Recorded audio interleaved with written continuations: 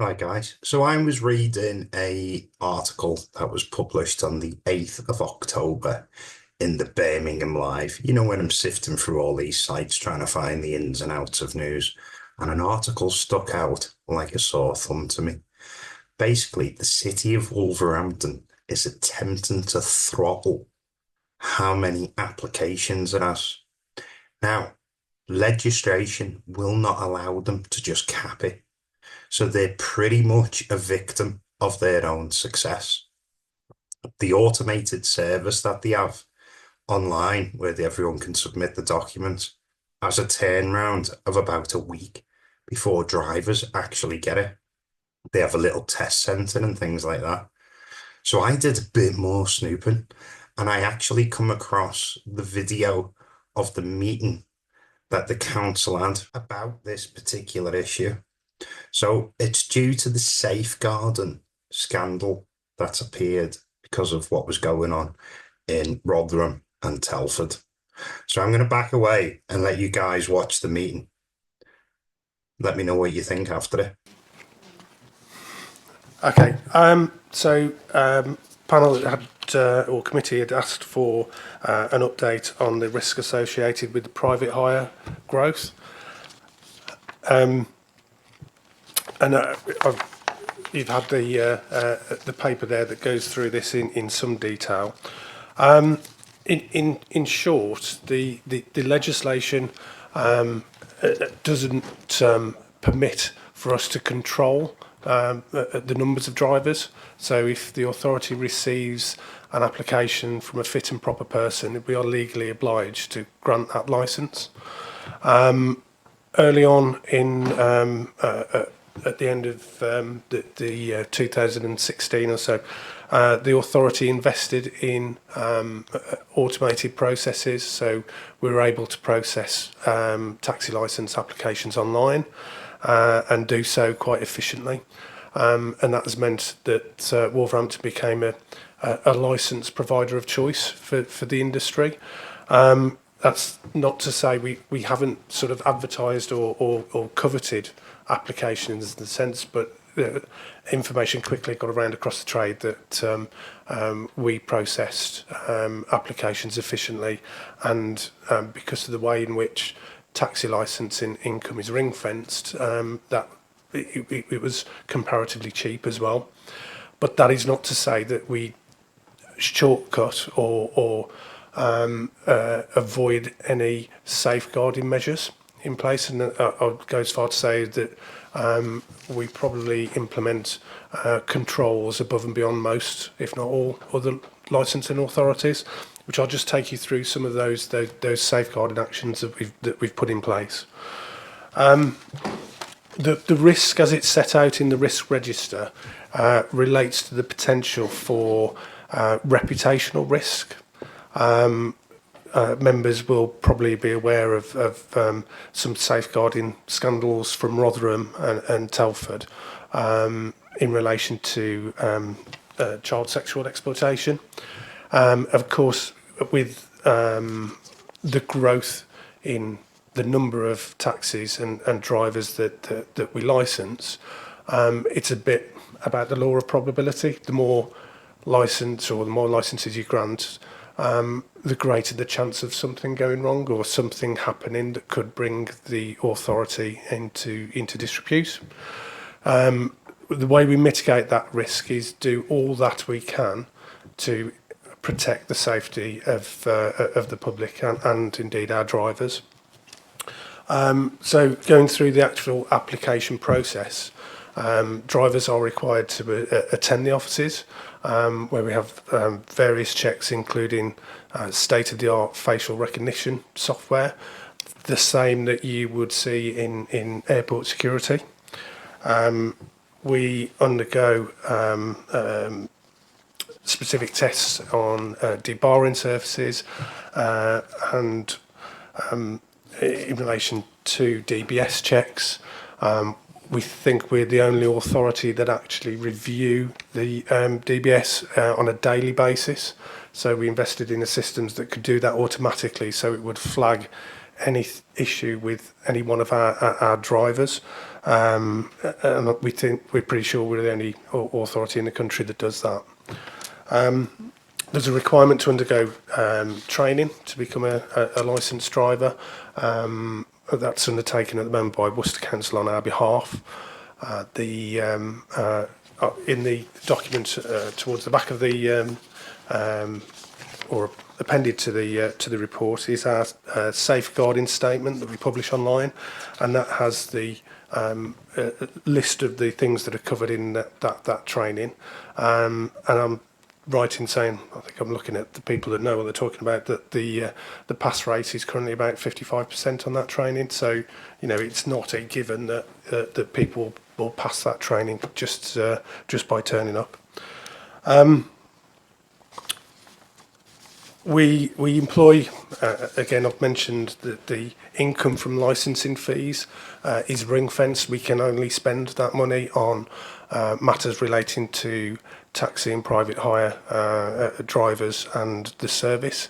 So we invest as much as we can in making sure that we can undertake the checks and safety procedures. And you'll note that in the report and indeed in our statement, we point out that in 2003 we carried out over 400 exercises where we undertook joint inspections and operations with other authorities. One of the things, there is a system called NR3S, which is the National Register for Refusals and Revocations. Wolverhampton has put all of our current and historic information about licences and driver's licence activity onto that system. And that's a system nationally where we can check whether there have been previous issues raised or recorded by other licensing authorities.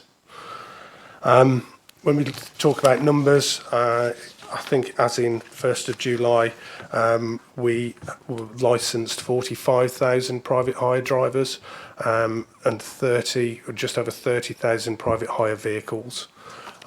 Just to give you an indication of scale, I think prior to the investment and growth, the average number is around about 1,400 drivers.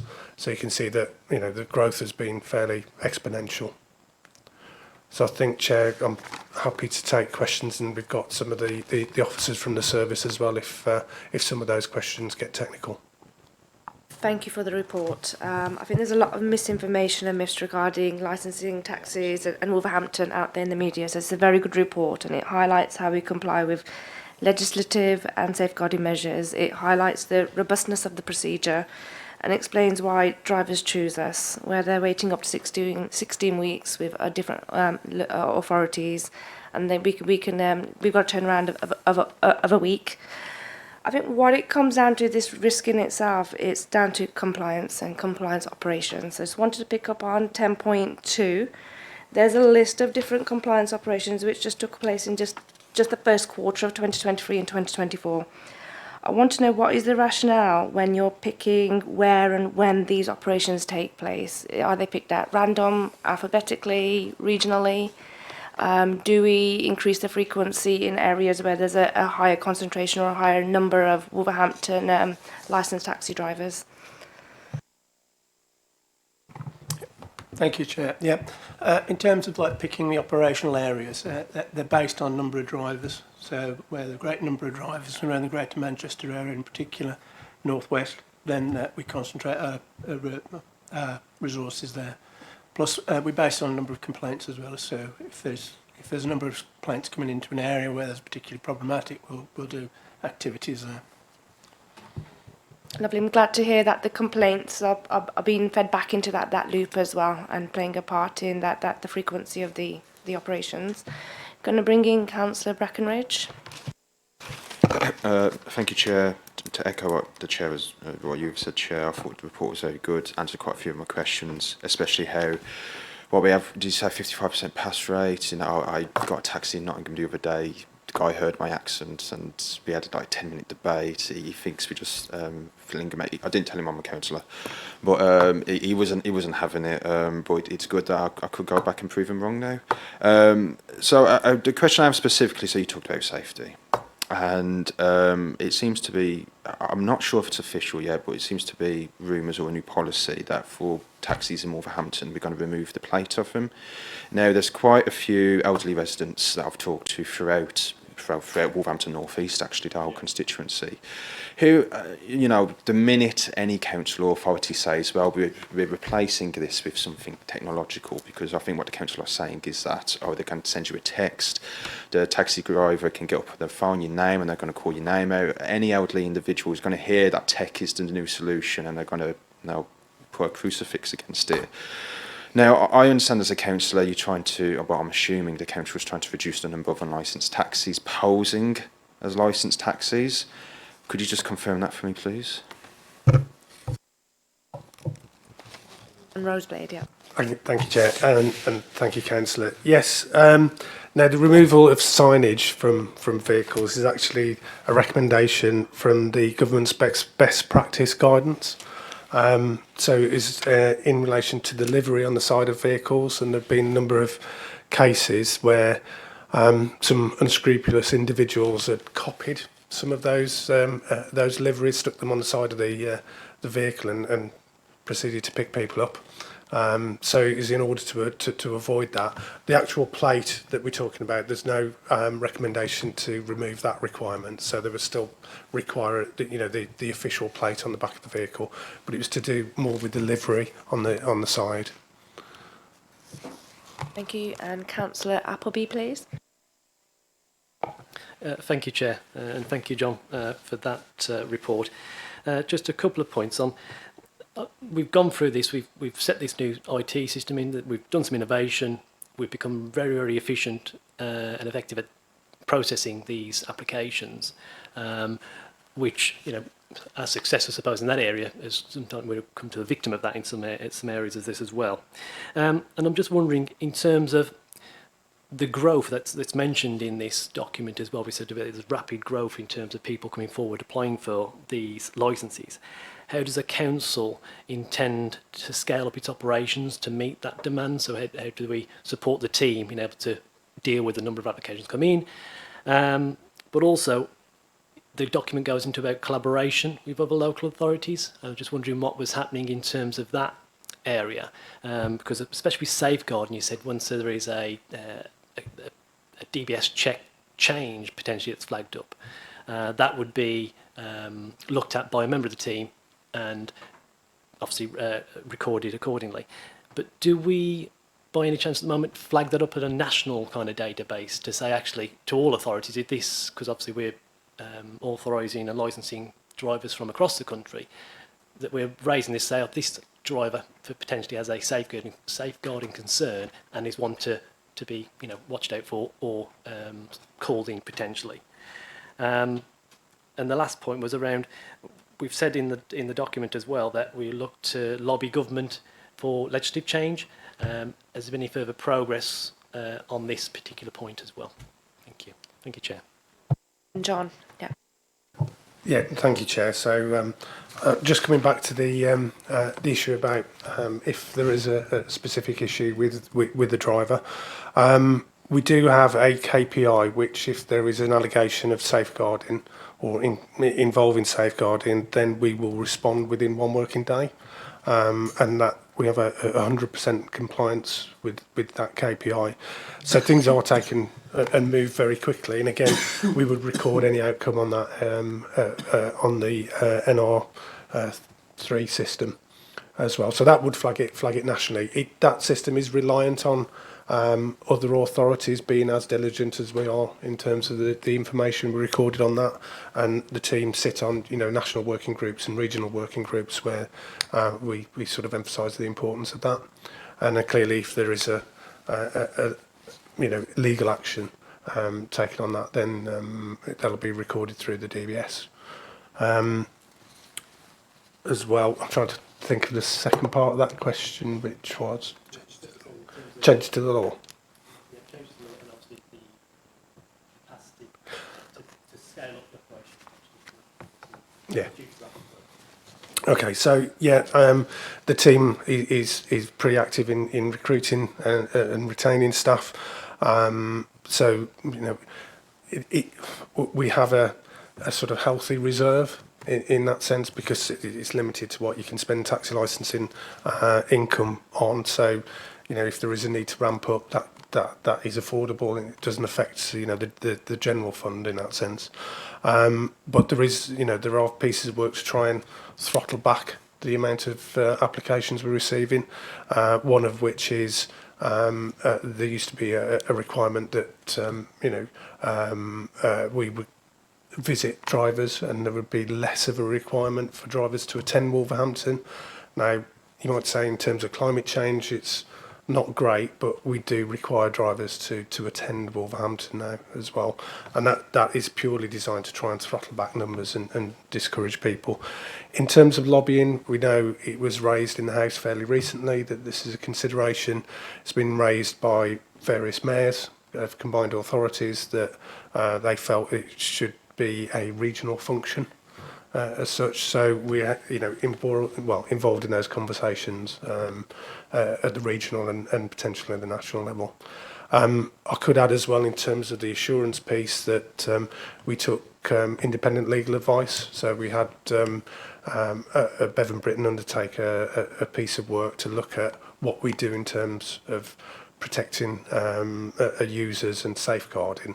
We've now got a very detailed 30-40 point action plan as a result of that we're working through. Thank you. And Councillor McNeill. Thank you, Chair. Just a couple of quick questions. First one, on the other source of assurance, 11.2. If we can just clarify what that actually means, because I find the wording a bit difficult to actually understand what the point actually is. And then item 15.1, just if there's more information about where the proposed relocation place actually is. Thank you. Thank you. So can bring back John. Okay, so on 11.2, that was the issue that I mentioned before about the requirement of drivers to attend Wolverhampton rather than undertake some of those inspections where they live. Again, some of the trade didn't like that because it involves, a trip, sometimes quite a long trip, to satisfy those requirements. But it was deliberately aimed at trying to make us less attractive. It's weird, you never want to sort of, stop business, but in this case, it is about, throttling back on some of the numbers that we're getting. So there you have it, guys. It sounds to me like they never wanted to be the centre of attention. It was word of mouth that got round. They've had nothing to do with the money, but put it back into updating systems and making it more effective. And now it sounds like there's a couple of regrets in there. To me, my opinion is there's a couple of regrets in there, and they're attempting to throttle things so they're not the second biggest council giving out licenses. If you've enjoyed the gossip, give us a like, give us a sub, and catch you in the next one.